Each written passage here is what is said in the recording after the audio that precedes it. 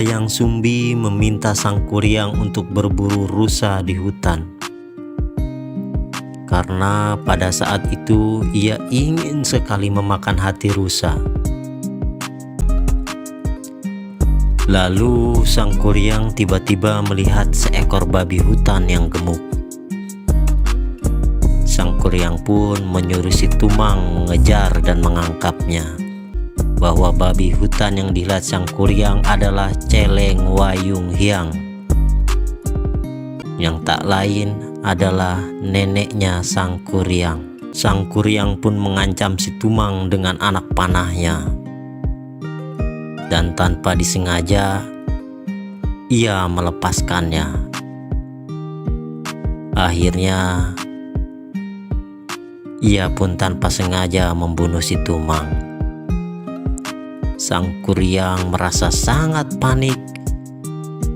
Kemudian ia menyembelih si Tumang untuk mengambil hatinya agar bisa diberikan kepada ibunya, Dayang Sumbi.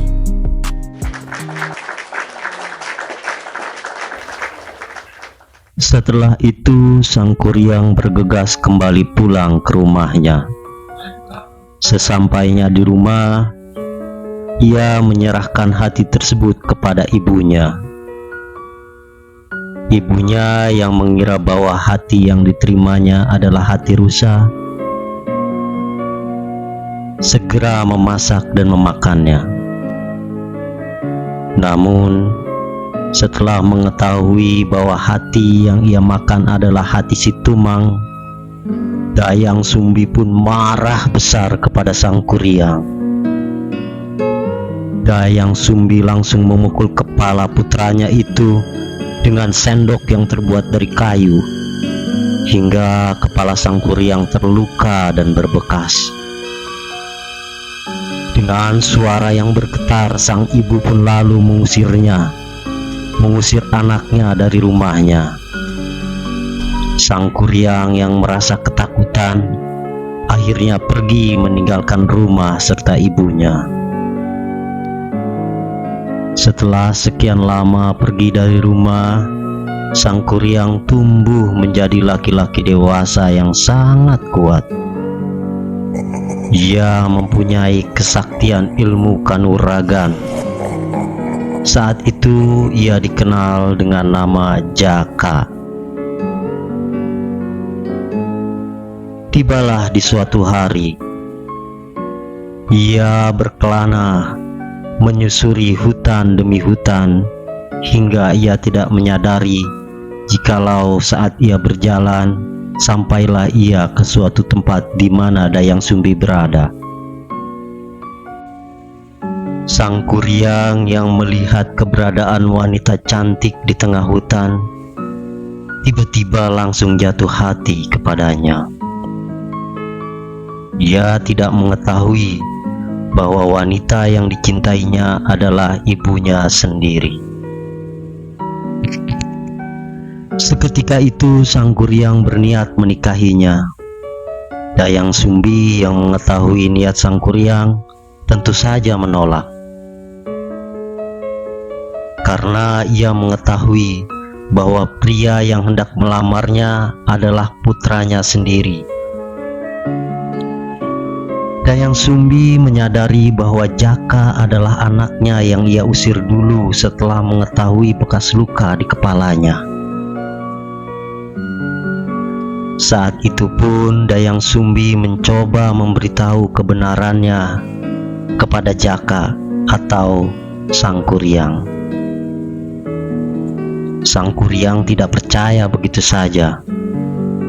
Ia sangat bingung dan heran. Mana mungkin ibunya masih muda. Dan ternyata Dayang Sumbi memang tidak pernah menua, karena ia pernah memakan hati si Tumang yang membuat ia jadi awet muda. Karena Sang Kuryang yang masih keras kepala, Dayang Sumbi pun akhirnya memberikan syarat yang mustahil apabila ia menjadi suaminya.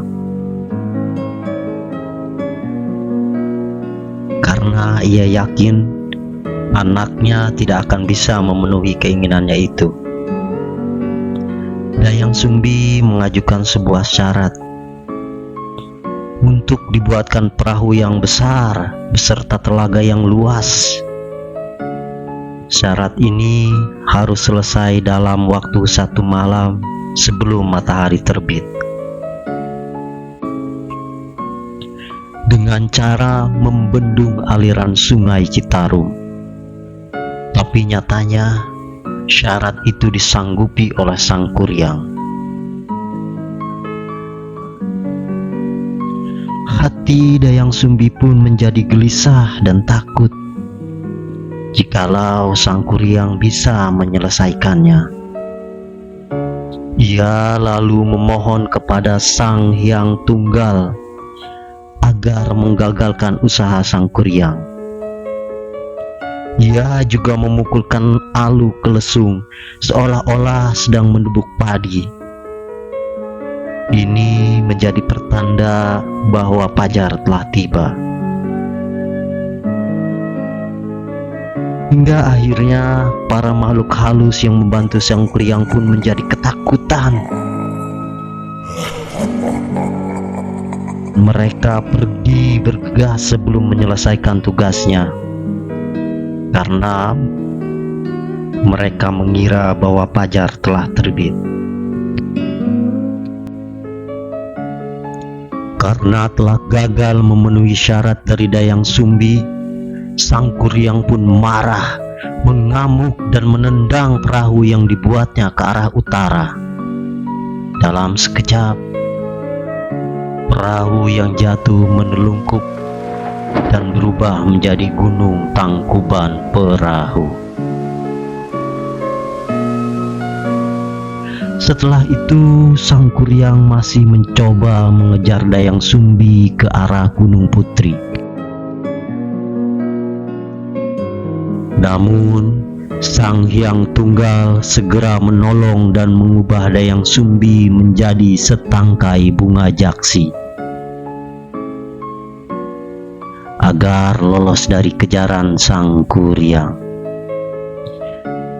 Sang Kuryang yang tidak berhasil menemukan Dayang Sumbi, hingga akhirnya Sang Kuryang pun menghilang ke alam gaib. Dan cerita pun selesai. Seperti itulah adik-adik kisah legenda dari Sang Kuryang.